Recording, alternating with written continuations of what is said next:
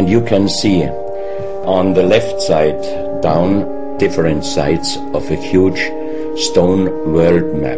This stone world map was found in 1984 while gold digging in Ecuador in an underground tunnel system with other 350 artifacts which do not really fit any known and existing South American pre-Columbian culture.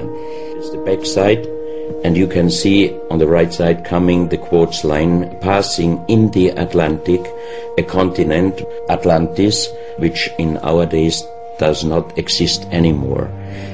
Then the white line is crossing part of South America, and here you have a close-up and you can exactly see the Bay of Guayaquil, an inlay going up to north and a round inlay showing exactly the place where there were found those artifacts, and there is also the best quality water worldwide existing.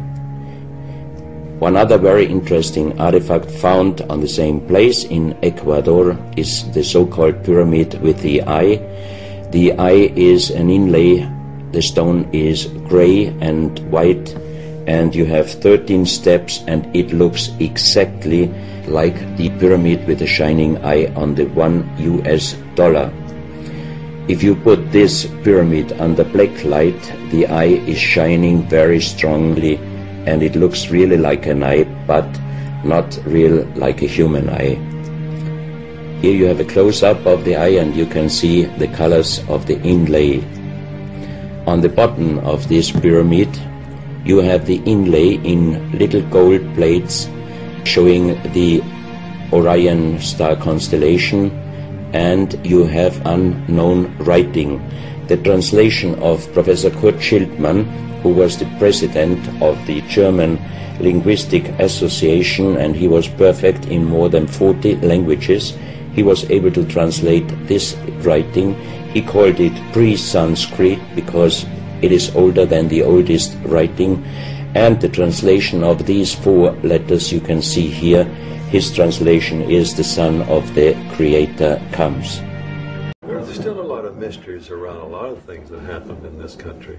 In the night, up came a person who was wearing a cloak, and he had in his hands the Great Seal of the United States. Jefferson, of course, looked at it and said, "This is it."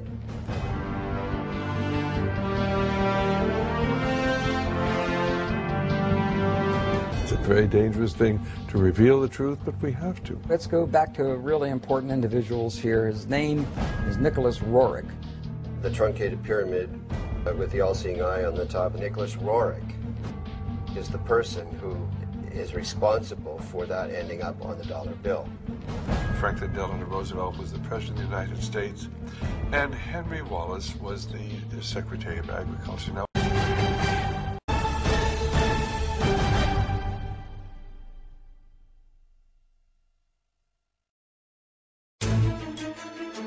our history of the dollar bill is a strange telling, one that involves an American president, a former vice president, a mysterious Russian mystic, and a determined Jewish researcher on the trail of an ancient artifact that is said to have been in the possession of the most powerful rulers in history and somehow directly influenced the design of the dollar bill. This is the Eye of the Phoenix, looking on in favor of the secrets of the dollar bill.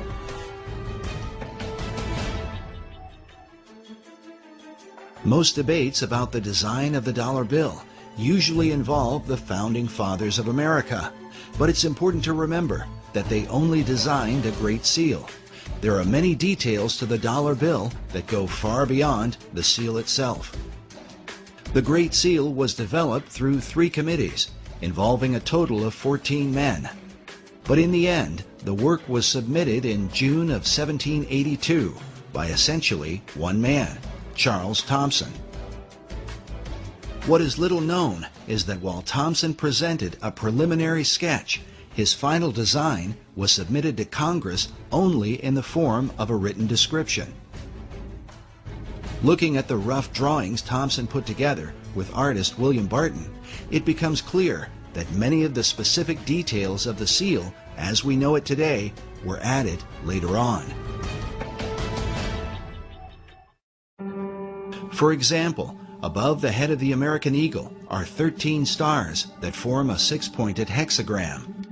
While Thomson's description called for the 13 stars, their hexagram formation was not part of his original description and is not present in the earliest realizations of the design. The hexagram seems to have been added in the 20th century.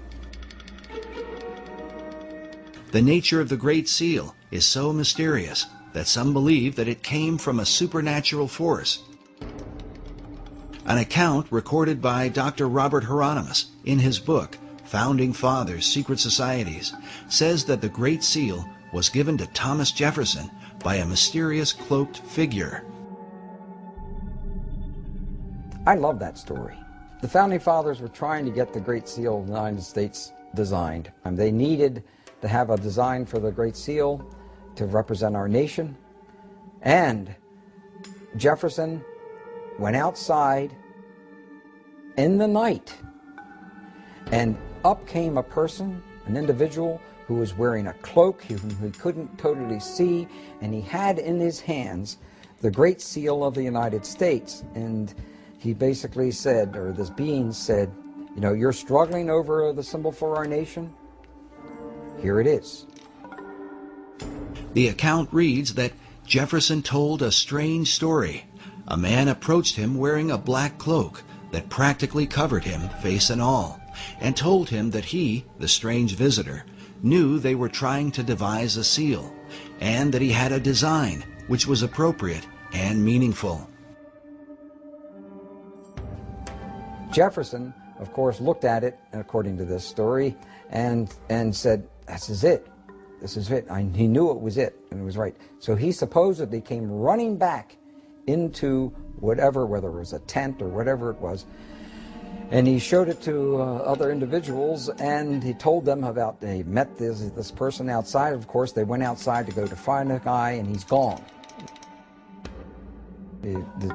So supposedly we'll never find out who designed the Great Seal of the United States. While Dr. Hieronymus admits that he is skeptical about such stories, there are others who claim to believe them to this day. Perhaps it has something to do with John Adams, who was on the first seal committee with Thomas Jefferson. According to the written account, John Adams was there when this bizarre event took place. Oddly enough, the Adams Memorial in Washington, D.C. is adorned with this mysterious cloaked figure. Perhaps it's just a coincidence. The first historical account of the Great Seal's design was written by a 19th century American Army officer named Charles A.L. Totten. In his book on the secret symbols of the dollar bill, Masonic author David Ovison writes that Totten equated the birth of the United States with the beginnings of what he called the New Atlantis, a title given to a work by Sir Francis Bacon, one of the mysterious financial backers of the Virginia colony. Ovison goes on to write that the Great Seal and the dollar bill represent the most extraordinary example in history of the public evolution of a magical design. Even as Sir Francis Bacon and his contemporary, Dr. John Dee, were said to be in contact with the spirit realm, there are those who believe that it is this dimension that has been guiding the course of America and the so-called evolution of the dollar bill.